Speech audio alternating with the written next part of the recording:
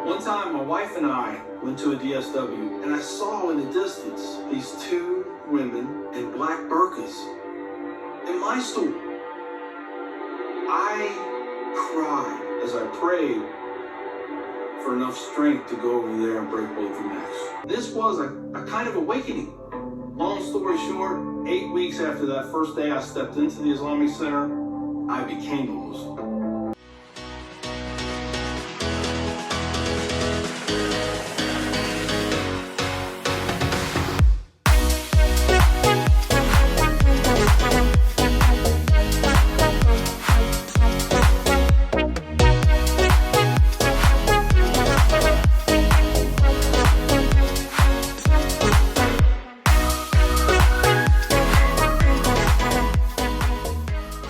Assalamualaikum warahmatullahi wabarakatuh. Halo semuanya, kembali lagi bersama Satria Ponde. Ini adalah reaksi saya sama si Daniel. Ada sebuah video yang menurut saya sih kisahnya lumayan inspirasi. Mungkin ini fokus ke agama Islam. Bagi penonton saya yang non Muslim, saya harap tidak berpikir yang macam-macam. Ini cuman di sini karena kita berdua sudah dewasa ya, jadi kita cuman senang aja melihat kisah-kisah seperti ini, apapun itu. So this is about religion, Daniel. Okay. Gimana reaksi si Daniel? Yeah, maybe you just watch and then see what you think. Okay, go on. I get a knock at the door, and here two guys in a suit. I'm from the FBI. The first thing I have to say is, what took you guys so long? I told them the truth. I was going to make my own IED, and I was going to set across the Islamic Center over in a bank's parking lot, and I was going to dial it in and just watch the show. What? What's the show? Secret Life of Growing up, Muslim. I saw a movie, and it was Rambo. Rambo was tough, respected. He had intestinal fortitude. I said, that's what I want to do. I went off and joined the Marine Corps. I wanted the action. The first time I got shot at, I remember looking at my watch and I said, man, this time last year I was in English class. I fought several times in the Middle East, Desert Shield, Desert Storm, South America, Philippines, Somalia. I think the worst things that I have seen is dead children. Oh, God. I had to suck it up. I had to be there for my guys. Each one of those teardrops stands for a confirmed kill. I stopped adding after 26. Where I was taught, Marine Corps, just own it and then let it go. But there comes a time when there's too much of that and you can't turn it off anymore. I want you to give me a window into your state of mind at that time.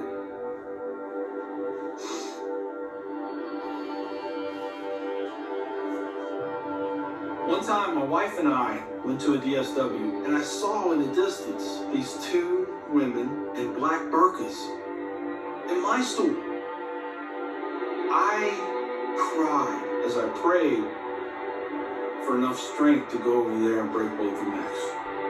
And what? I was just angry. I was just full of hate, and it just fed off itself.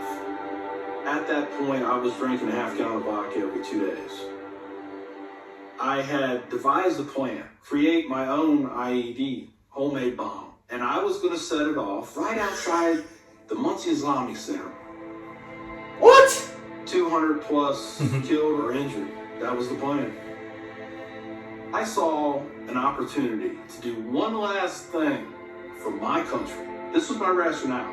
I knew I would end up in a federal prison with a needle in my arm. I didn't care my hatred of Islam. It was the only thing that was keeping me alive.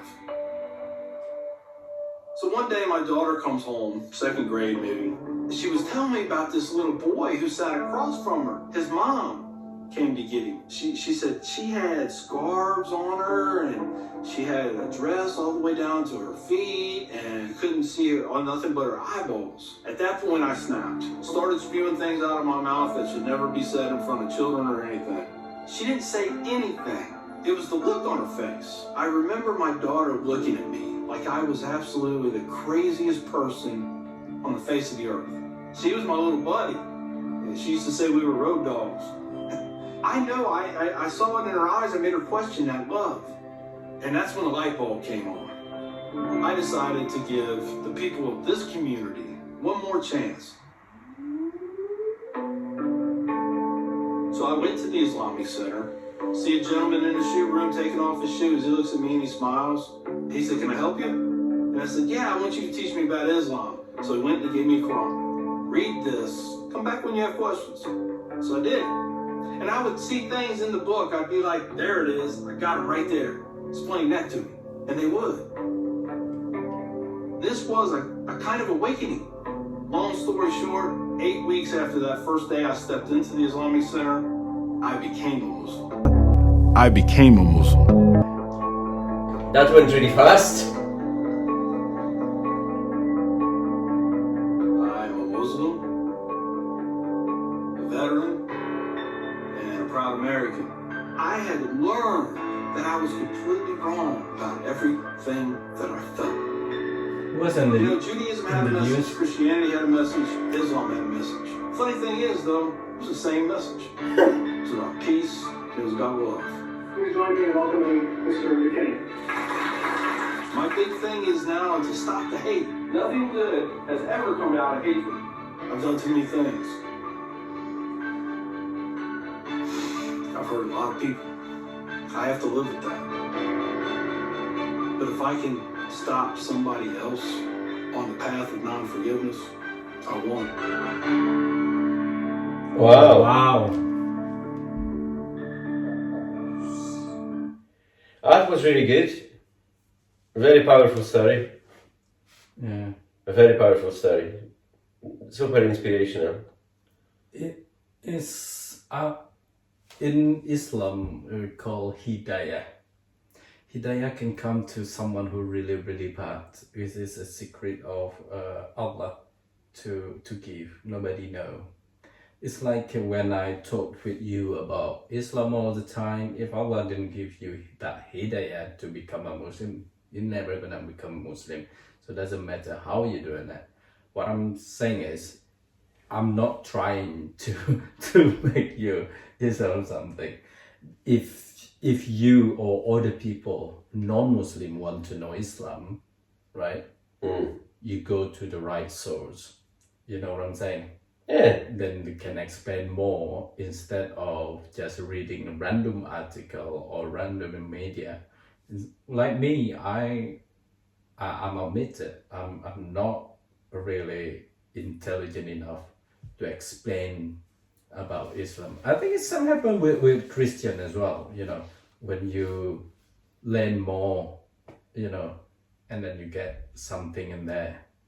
But either you're gonna go to Islam or Muslim, it depends, isn't it? The journey. It depends on every religion, really. You know? Yes. It's not just Islam or Christianity or whatever else. It's a journey for everyone, I guess. At some point, you know, to choose the path they want to follow, and it's nobody's, you know, how to say, nobody should force another person to follow a different path. You know. Yeah. It has to come from within you. Yeah. Like this guy. Like this guy, he discovered it all for himself. Yeah, that's what I'm saying. So he really understand it, you know, himself, and that is really, how can I say, from my perspective, you know, not being respect or what, that is when you want to, how to say, if you want to understand more, if you really want to learn, you will get that hidayah.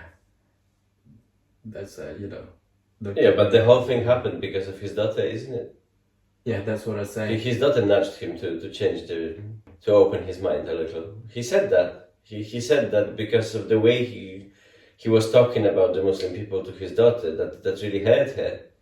And because of that, he was like, no, hold on a second, I'm gonna learn something about it. Yeah. That's why he went to the Islamic Center. But yeah, that's what I say, because he get the right direction in terms of the Islam. I mean, don't get me wrong, I'm not saying that other religions, you know what I mean? I didn't get other religion is the wrong direction. No, I mean, we are focused here talking about Islam. Yeah, absolutely. Yeah, I get that. I'm done trying to. But in that point, I think it's not just a Muslim or whoever can take a message in there. What do you think? Yeah, absolutely. Like I said, it's super positive video, very, how to say, very inspirational. That even the person who has been led to believe certain things, because he was in the army, he was doing terrible things like he admitted to do, because he was doing it for his country, as he believed, and all that kind of things, right? And, you know, his path has completely changed. So that's amazing that he changed his path for something positive. And he finally, I think, started to slowly come to terms with his own grief about what he has done, because that's what he said. I think he's a lucky guy. Yeah. Not many people have that talent. No. You know what I mean? And not many people can Have that try to even forgive themselves if they think that whatever they done was completely unspeakable. That's what they think, is they're gonna brood in that grief forever. Like he said, he was drinking, he was having problems with aggression and all that kind of stuff. Yeah, so really powerful. Yeah. Even us, like even though we are Muslim, we have that path the wrong way as well to internalize, you know, again what the religions want us to do. But not everyone have what he got, you know what I mean, or back to the right path. But I love the way he said it about wherever you're. When he was reading Quran, he mentioned that when he was reading Quran, he found exactly the same message in Quran as he found with the Christianity, and that's what made me laugh. Actually, I mean, in the positive way, like baffling bit. You know what I mean? That he realized that this is not opposite in any way. Actually, Like they'll say it's not alien religion. yeah, exactly. It's very similar. It's basically the same thing. And like you mentioned before, and some other people on other videos have mentioned before, Quran and Bible have loads of things in common. Ya. Nah guys, itulah reaksi kita dan mudah-mudahan banyak yang terinspirasi dengan video ini. Video yang ini yang bukan video reaksinya. Wow, ya benar-benar pesan yang sangat-sangat bermanfaat sekali, bikin kita terbangun lagi. Dan I think one word for me is a miracle as well. For me, the greatest thing ever is that he started the no hate mission. Yeah, that's true. So doesn't matter what background you are, religion you are, and stuff like that. You shouldn't be hating the others. Cool.